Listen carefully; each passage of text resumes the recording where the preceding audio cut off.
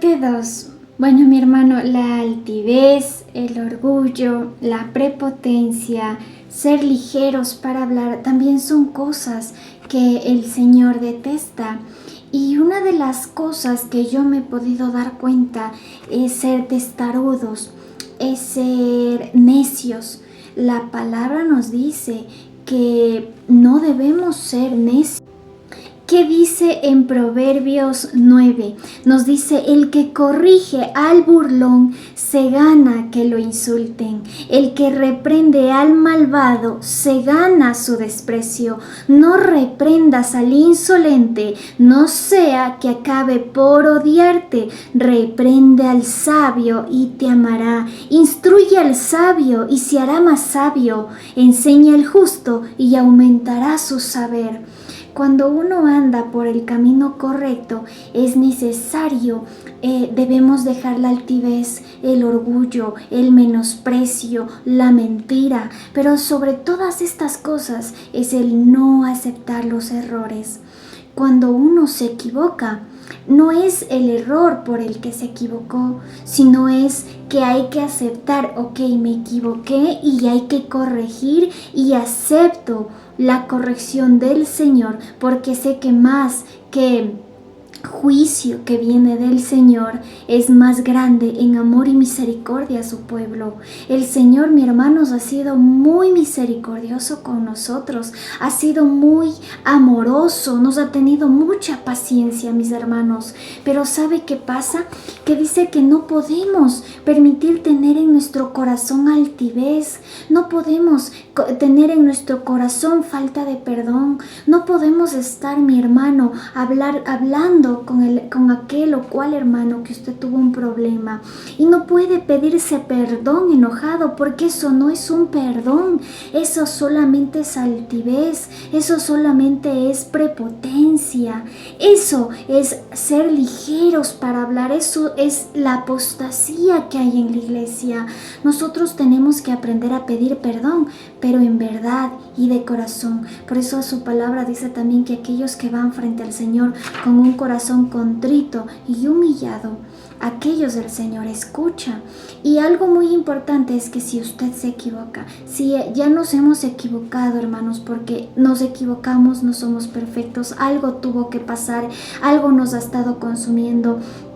No hemos sido suficientemente valientes para decir ya no puedo más con estas cargas, y a veces pensamos también poder con todo cuando no podemos con todo, ¿no?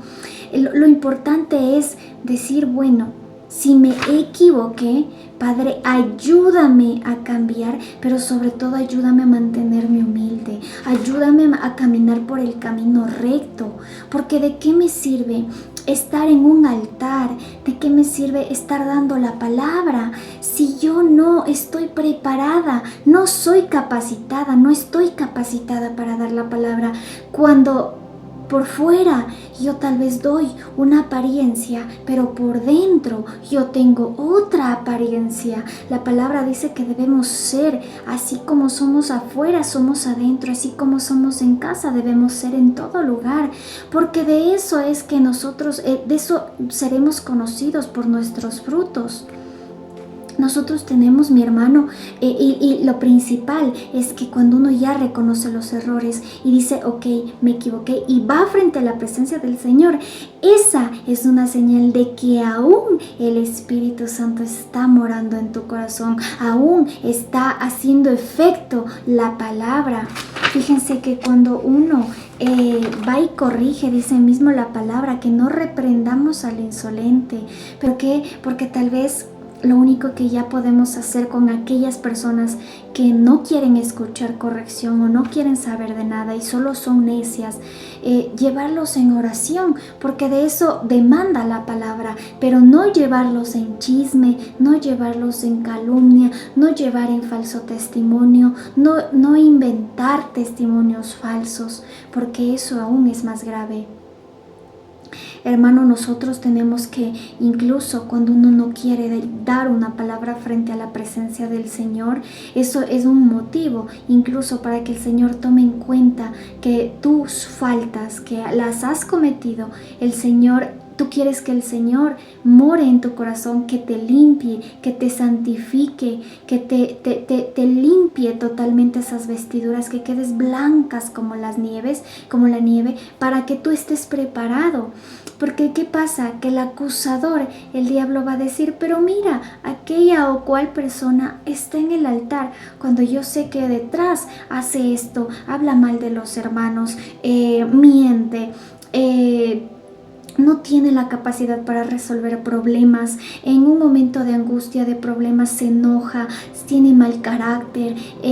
La sabiduría es el principio del temor a Dios, y a veces es necesario aceptar nuestros errores, porque si no, la palabra también dice que se viene acumulando, esto empieza a estallar, y esto es lo que se está viviendo en el pueblo de Dios: el ser explosivos, el ser groseros, el hablar en forma carnal, el no hablar en forma espiritual, en el decir Dios me dijo. Mis hermanos, es una palabra muy seria. Decir el Dios me dijo, eso es muy serio, porque tal vez Dios no te dijo, pero lo dices porque tu emocionalismo te lo permite, pero no porque Dios te haya revelado.